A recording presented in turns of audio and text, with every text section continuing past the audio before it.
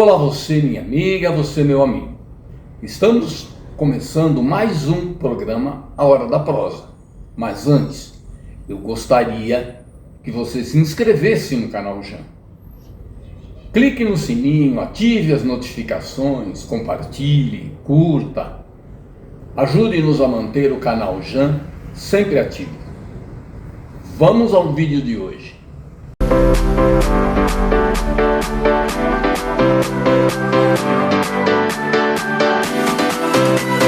Alô, você amiga, você amigo do programa Hora da Prosa.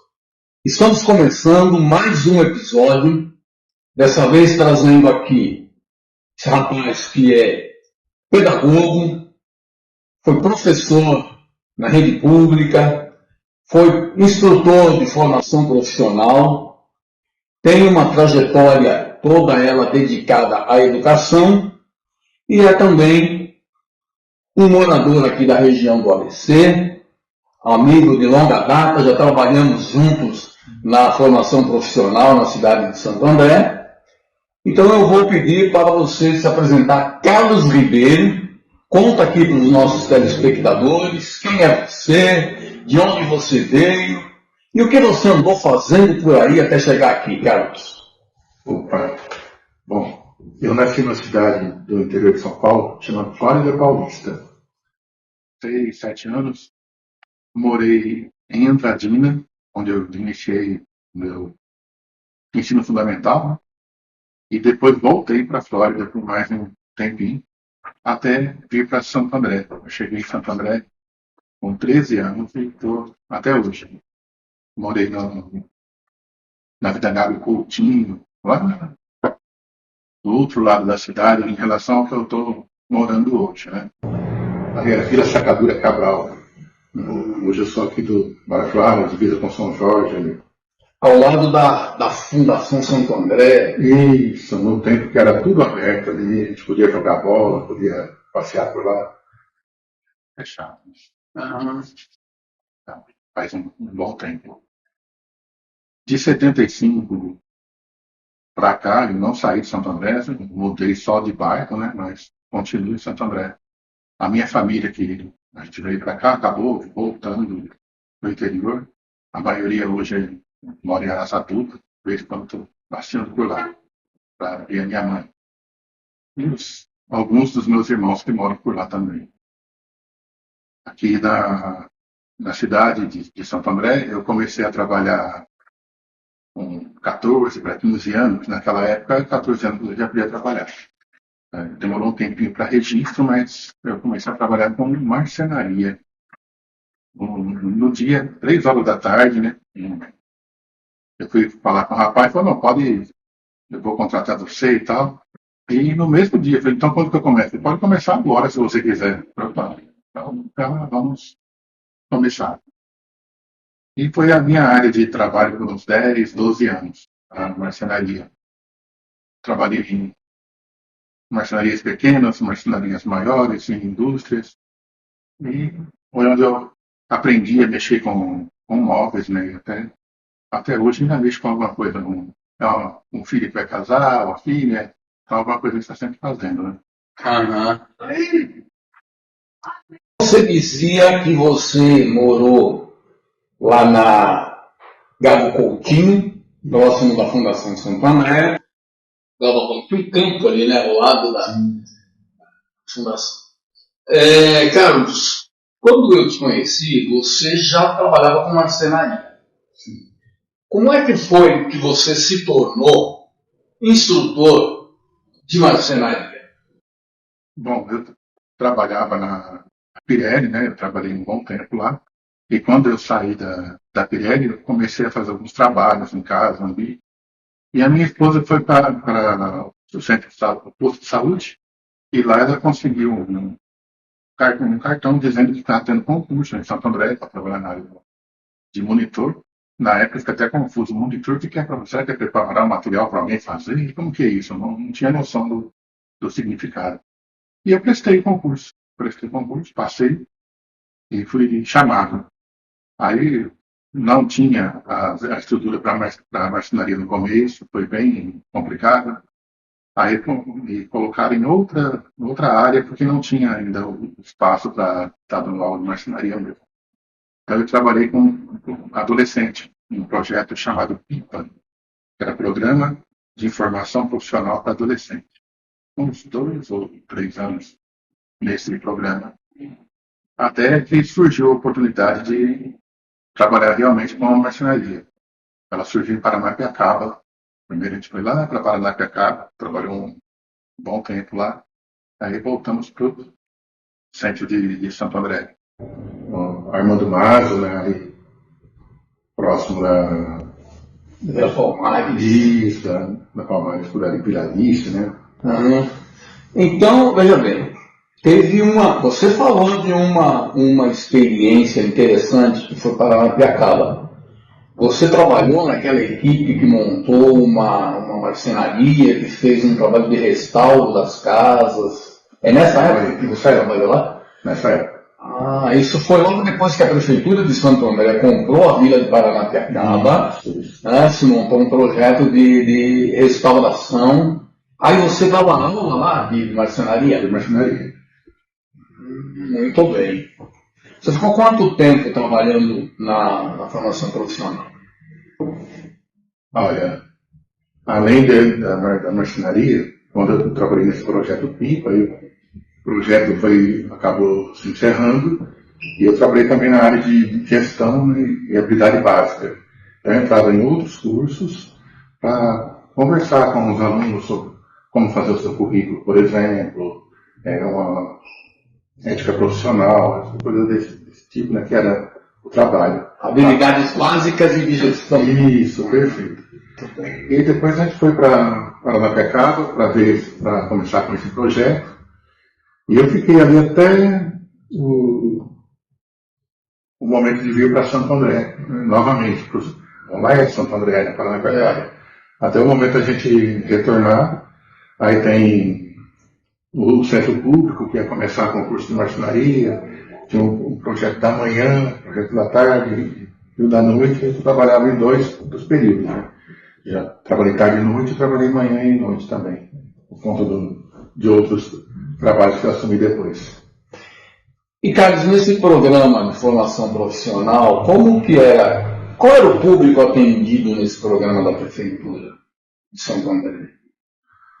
Bom, no programa de adolescentes era a evasão escolar, né? Primeiro quem estava evadido ou em risco de evasão, próximo dos 17 anos, que é a idade mais crítica. Depois vinha o alistamento militar, essas coisas, ficavam difíceis para a pessoa conseguir trabalho. E as outras também, pessoas que estavam querendo uma colocação no mercado. Uma colocação no mercado de trabalho que eu preciso. Ela fazia outros cursos, ou de formação profissional direta, ou curso, eu estava lá, por exemplo, fazendo o ensino médio, e no ensino médio tinha algum momento que tinha aula de habilidade básica, gestão, para dar outras orientações. Muito bem. De fato, essa foi uma experiência educacional muito rica aqui na cidade de Santo André. A Prefeitura criou um departamento de educação do trabalhador, não é isso? Foi isso mesmo. E criou um programa de formação profissional muito interessante, que aliás existe até hoje, né? Mas e aí, você tem uma curiosidade, eu considero curiosidade na sua trajetória profissional, que é você ter feito o contrário do que muita gente faz. Eu já entrevistei aqui diversas professoras, professores, e em geral as pessoas começam dando aula na educação infantil, fundamental, né, fundamental 1, basicamente, e depois passam a dar aula no ensino médio, em escolas técnicas ou curso superior. Você fez o contrário.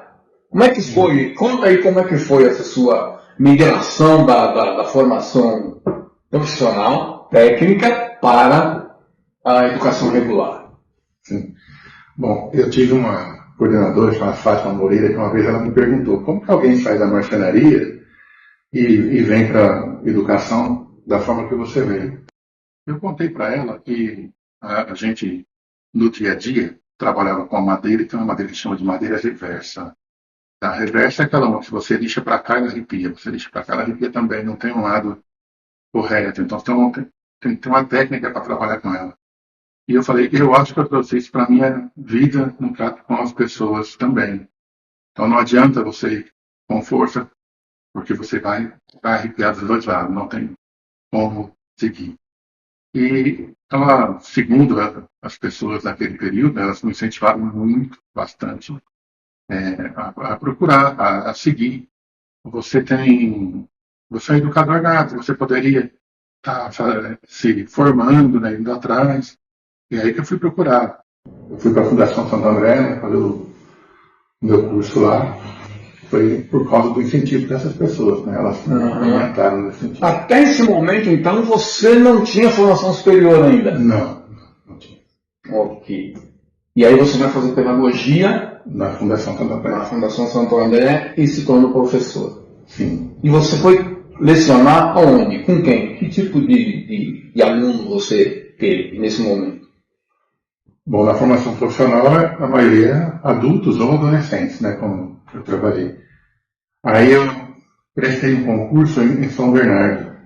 Eu trabalhei, meu primeiro contato com criança foi em São Bernardo.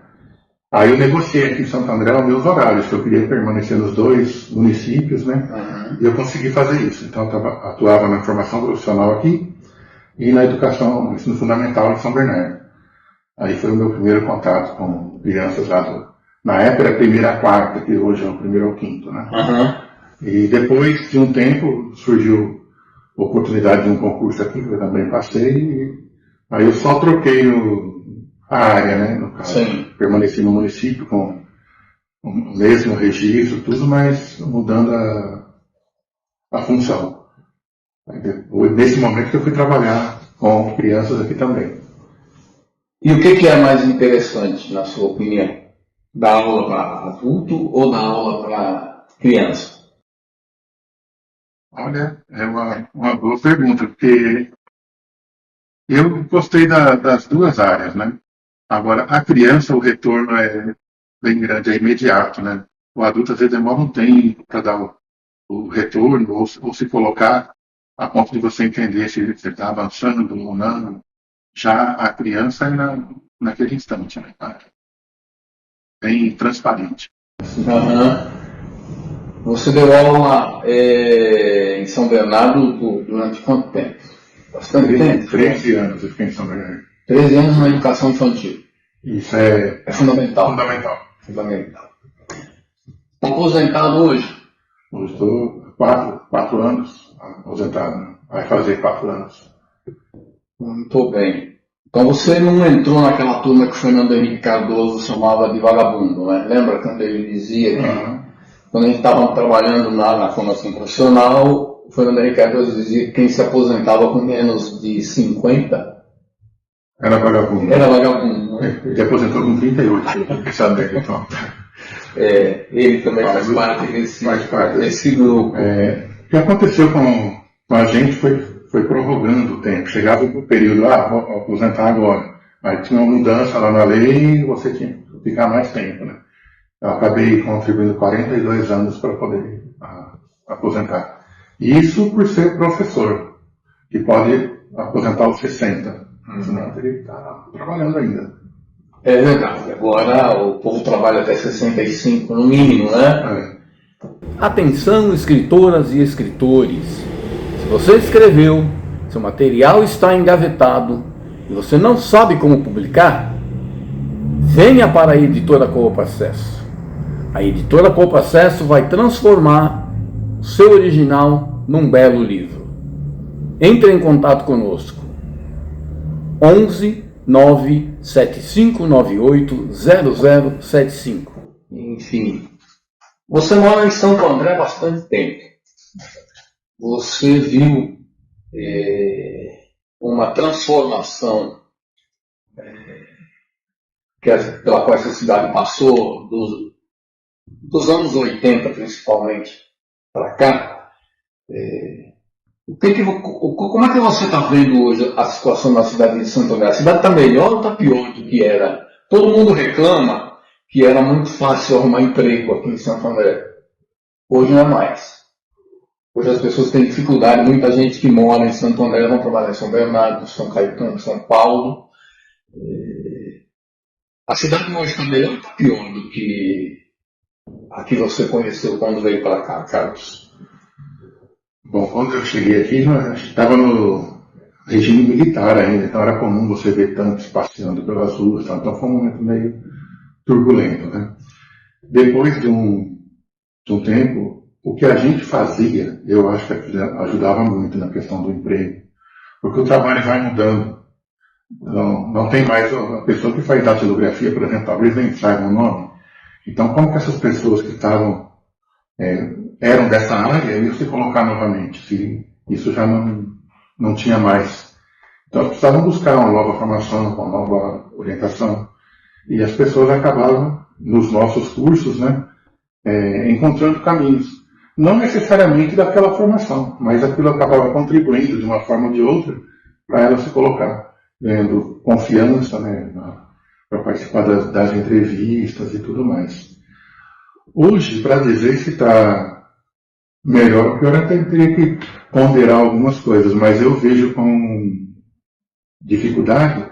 Acho que as pessoas não têm mais a consciência de classe que tinha antes. A pessoa hoje, se fosse fazer aquele movimento lá das greves, por exemplo, não sei se aconteceria. Os muros cada vez mais altos, cada pessoa se isolando cada vez mais, né, no seu mundo, não sabe o nome, se souber o nome do vizinho, é o máximo que consegue, ele não sabe se ele trabalha, o que ele faz, não sabe coisa nenhuma. E antes as relações eram mais amplas, né? A gente fechava a rua, tinha um dia de lazer lá, onde as crianças podiam brincar, não passava carro naquele momento. Hoje essas coisas não tem mais, cada um no seu quadrado, vai lá para o shopping brincar, vai para alguns raros espaços que ainda tem. Santo André era uma cidade que tinha um povo, basicamente, a grande maioria metalúrgico, né?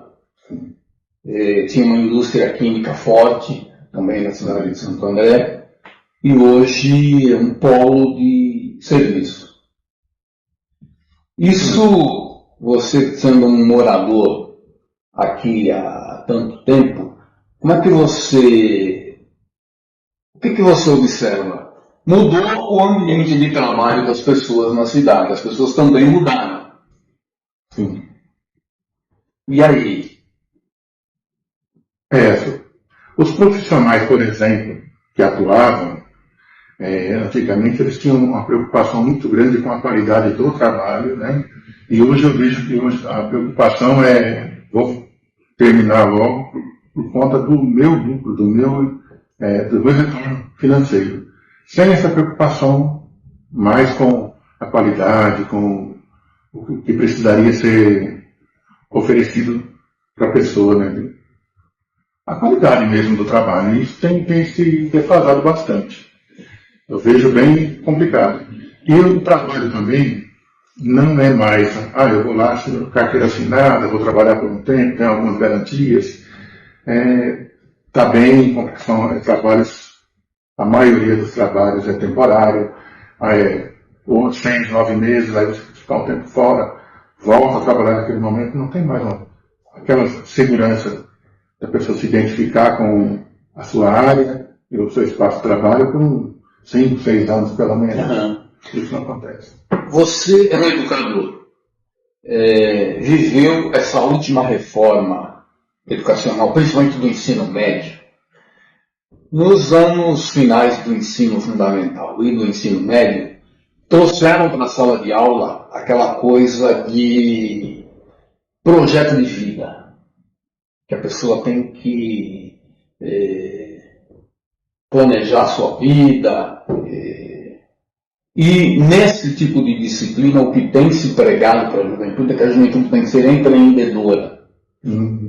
De modo que hoje a gente encontra, já entrevistei aqui gente que tem vergonha de dizer que trabalha registrado no regime de CLT. Porque hoje se diz que você tem que ser empreendedor, você tem que ser seu próprio patrão.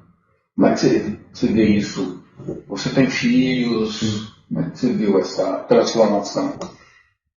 Eu acho que por trás disso está a questão de culpar, né, a pessoa, entre aspas, né, não descaradamente, né, mas culpar pelos resultados.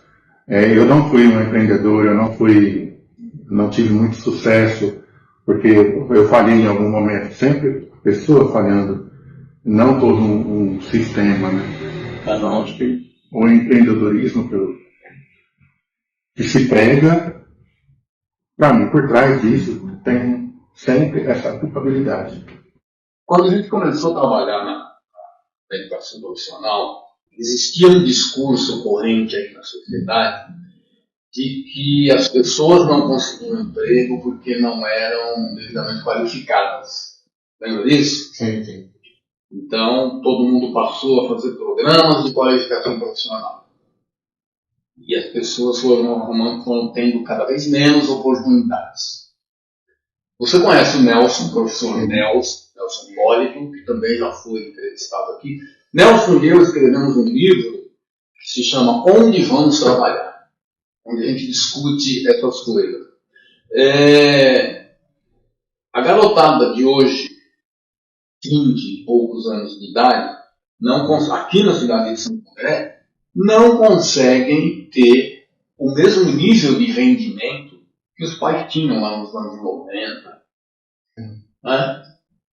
E pensando nesse público, o que você imagina para o futuro dessa geração? Se você estivesse diante deles aqui, tendo que deixar uma mensagem para esse público, o que o educador Carlos Ribeiro fala? Olha, eu penso da seguinte forma: as pessoas confundem muito trabalho com emprego, às vezes, né? E não valorizar aquilo que se faz enquanto trabalho. Eu posso não ter emprego, mas eu posso estar trabalhando. Quando eu estou lavando minha louça, quando eu estou preparando a minha refeição, isso é um trabalho. Quando eu estou limpando a minha casa e tal. Então, o trabalho tem sido desvalorizado nesse sentido. Eu acho que a pessoa precisa cada vez mais buscar um investimento. Eu tinha uma professora que dizia que no mundo de hoje é como se a gente estivesse tentando subir numa escada rolante que está descendo. Então é muito complicado, eu tenho que me esforçar muito para subir. Se eu parar, então, aí que a coisa complica. Então, buscar se qualificar mesmo, porque não vão estar oferecendo isso dentro das empresas, não vão dar oportunidade para você se formar ali. Tem que estar a pessoa tem que levar, né? Já está pronta para esse consumo. Infelizmente é assim. Tem um amigo que costuma dizer que educação profissional é colocada nas administrações públicas, principalmente, como programa de geração de trabalho e renda.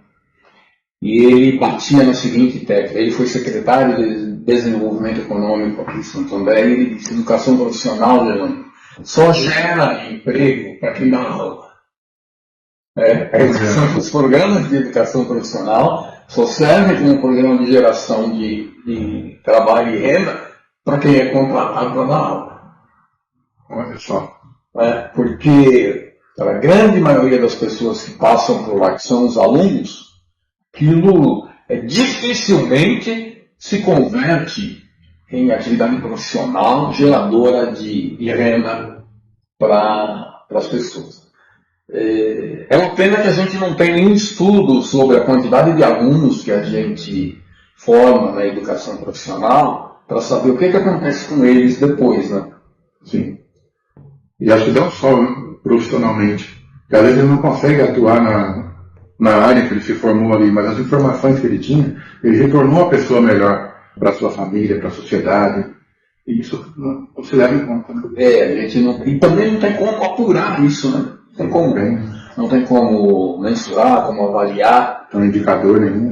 Não tem. Infelizmente, eu acho que as universidades deveriam se dedicar um pouco a isso para a gente ter uma investigação, uma pesquisa, para saber o destino desse povo. Né? Porque tem programas de formação profissional em todas as prefeituras aqui da região, até hoje, né? E ninguém nunca se preocupou em estudar o que acontece no momento seguinte, né? Mas, enfim, Carlos, nós estamos em 2026, chegando aí num momento de campanha eleitoral. Posicionamentos políticos bastante acirrados no país inteiro, disputas acirradíssimas, né? São Paulo, por exemplo, São Paulo, Brasília. Como é que você está vendo esse momento aí? Você acha que a coisa... Qual é a perspectiva? Vai melhorar? Melhora? Não melhora? Para onde você acha que a gente está caminhando? Bom, eu tenho esperança que sim. A esperança não pode perder, né? A gente tem que buscar acreditar e contribuir de alguma forma. Agora, eu vejo com bastante preocupação como eu estava comentando anteriormente, parece que as pessoas não têm mais uma identidade de classe, está se perdendo isso. Então, eu voto naquele que não vai fazer nada por mim. Porque ele não é da minha área, ele não é da minha classe, ele não tem como estar contribuindo. Então, as pessoas precisam pensar mais nisso. Não resolver só a minha situação, então a consciência de resolver para todos, né? Até para o futuro dos seus próprios descendentes. Pois é, a gente precisa... Eu tenho conversado muito com muita gente sobre a importância do momento eleitoral, de colocar para nos representar alguém que de fato vai representar os nossos interesses, né? Sim. Porque eu não sei se é impressão minha ou se de fato as pessoas perderam um pouco essa coisa da identidade como representante, né? Sim. Até que os representantes se dividem em meio, eu sou de direita, eu sou de esquerda, eu sou de centro, um monte de situações, mas ele quer o voto de todos, né? Não é só daquela parcela. E ele também, na hora de estar votando, ele vota de acordo com os seus interesses, ou a sua classe, se opondo, mesmo a coisa que seria interessante para o povo, acaba deixando de lado, por conta das suas convicções, ou não aceitar o outro. Problema maior. Eu acho que essa coisa do aceitar o outro, ela é fundamental, né, para as relações sociais, para que a sociedade possa caminhar bem, né? Mas, Carlos, pode não parecer, mas o nosso tempo está assim, bem próximo do encerramento da nossa entrevista. E eu peço para todas as pessoas que passam por essa mesinha aqui, para que deixem uma mensagem para os nossos telespectadores, os internautas que vão nos ver futuramente. Qual é a mensagem que o Carlos Ribeiro deixa aqui para os nossos telespectadores? Bom, eu penso que é importante ouvir o outro.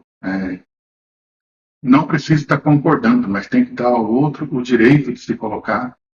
Acho que isso é fundamental, mesmo nas relações do dia a dia. É importante estar respondendo aquilo que se perguntou. Hoje a gente tem pouca paciência para isso. Você não viu? Você não sabe? Eu já não falei? Então as pessoas precisam ter paciência, porque às vezes o outro só precisa da confirmação, ou ficou em dúvida e não sabe, às vezes, nem colocar como que é essa dúvida. Então, nas relações, de uma forma geral, e isso para o nosso mundo político também. Ouvir o outro, deixar as diferenças no campo das ideias só. Muito bem, Carlos. Olha, foi um grande prazer receber você aqui, Carlos. Te agradeço muito por ter aceitado o nosso convite para participar do Hora da Prosa. E espero que você volte, que venha mais vezes para a gente conversar mais. É muito bom essa coisa essa troca de ideias, de experiências que a gente tem aqui na Hora da Prosa. Eu agradeço a oportunidade também. E desculpa ficar meio nervoso, mas a gente espero ter contribuído de alguma forma. Imagina, foi muito bom ter você aqui, cara. Muito obrigado. O Hora da Prosa vai ficando por aqui e a gente volta na próxima semana. Até lá.